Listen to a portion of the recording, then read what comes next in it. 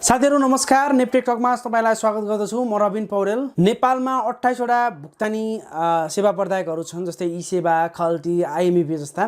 अब ती मध्ये चाहिँ एउटा थपिएको छ, रिसेन्टली चैतमा रजिस्टर भएर नमस्ते पे। तपाईले धेरै सुन्नुभएको होला नमस्ते पे।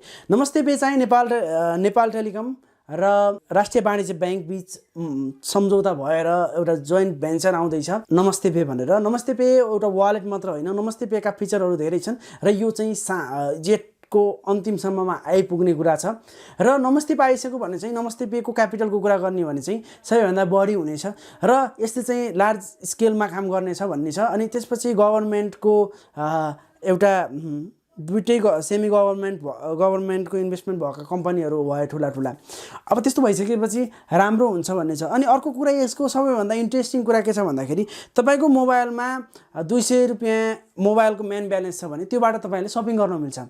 यस्तो खालको कुराहरू आइरहेको छन्। अब यो कतिसम्म सत्य हो, जहाँसम्म लाग्छ यो हुन्छ र एनटिसी को मेन ब्यालेन्सलाई नै हामीले शपिङको लागि युज गर्न सक्छौँ, लगायतका अन्य कामहरूको लागि युज गर्न सक्छौँ। र नमस्ते पेले ठुलो स्केलमा काम गर्नेछ भन्ने कुराहरू आइरहेका छन्। अब हेरौँ नमस्ते पे कस्तो चल्छ र तपाईको विचार के छ, तपाईलाई कस्तो लागिरहेछ, नमस्ते पे कस्तो हुनेवाला छ, त्यो कमेन्ट गर्नु होला। Thank you so much for watching. Keep loving, keep supporting.